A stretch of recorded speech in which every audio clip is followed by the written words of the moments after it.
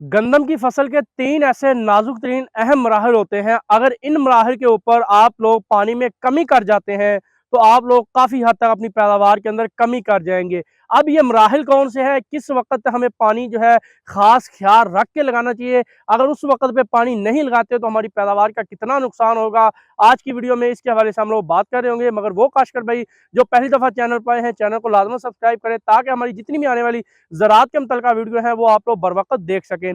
सबसे पहले बात करते चले वो अहम मराहिल जिसके अंदर पानी इंतहाई ज़रूरी लगाना होता है, वो होता है शगुफ़ा साजी का।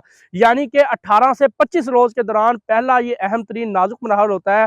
अगर इस वक़्त के ऊपर सही टाइम के ऊपर सही खुराक के साथ पानी ना लगाया जाए, तो हमारी जो शगुफ़ा साजी है वो सही तरीके से नहीं हो पाती, जिसकी वजह से हमारी पैदावार काफ़ी हद तक कम हो जाती है। जितनी अच्छी शगुफ़ा साजी होगी, उतनी अच्छी हम लोग पैदावार इससे मराहिल से हासिल कर रहे होंगे। इसके बाद दूसरे मराहिल की बात करते चलें, जो दूसरा मराहिल है वो गोब का मराहिल होता है, यानी कि 80 से लेके 90 दिन का।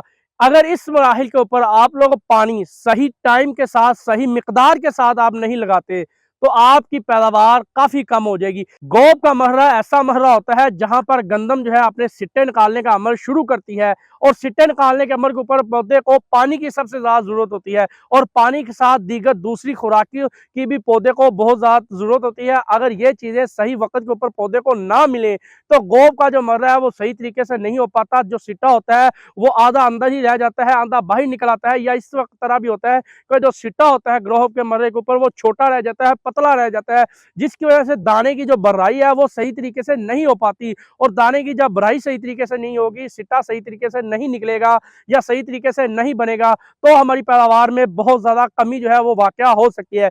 इसके बाद जो तीसरा मर्रा है वो 125 से लेके 130 दिन, बुआई से 125 से 130 दिन का होता है। ये वो मर्रा होता है जिस वक्त दाना जो है वो बन रहा होता है, दूध की हालत में होता है। अगर इस मर्रे के ऊपर पानी को अंदर कमी हो जाए, पानी सही टाइम के ऊपर ना लगाया जाए, जो दाना दूध की हालत में बन रहा होता है वो पिचक जाता है, बारीक रह जाता है, जिसकी वजह से हम एक अच्छी पैदावार हम लोग हासिल नहीं कर सकते। और अगर आप इन 3 टाइम, ये खास तौर पर ये 3 ऐसे खास टाइम होते हैं, अगर इन टाइमों के ऊपर आप लोग सही तरीके से पानी सही तरीके से मैनेज करके नहीं लगाएंगे, तो कभी भी आप गंदम से एक अच्छी पैदावार हासिल नहीं कर सकते। पहले मरहले के ऊपर पानी ना लगाने की वजह से जो हमारे टिलर है वो कम बनेंगे, खुराक सही तरीके से पौधे को नहीं मिलेगी, जिससे हमारी शगुफा साजी कम होगी। दूसरे मरहले पे पानी ना लगाने की वजह से हमारी जो गोब की हालत है वो खराब होगी, सही तरीके से पौधा जो है वो गोब की हालत में नहीं आएगा, सिट्टा सही तरीके से नहीं निकालेगा, जिसकी वजह से हमारी पैदावार कम हो जाएगी।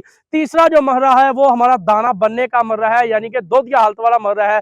अगर इस मराहल के ऊपर पानी सही तरीके से ना मिल सका गंदम को, इस वक्त गर्मी भी बहुत ज्यादा होती है, तो गर्मी ज्यादा होने की वजह से पानी ना सही वक्त पर लगने की वजह से हमारा जो दाना है दूध की हालत में वो पिचक जाएगा, बारीक रह जाएगा, जिसकी वजह से हम कभी भी एक अच्छी पैदावार गंदम से हासिल नहीं कर सकते। ये वो 3 मराहिल हैं, अगर आप इन तीनों मराहिल के ऊपर पानी सही तरीके कार से लगाते हैं, तो यकीनन आप लोग गंदम से एक अच्छी पैदावार आप लोग हासिल कर सकते हैं।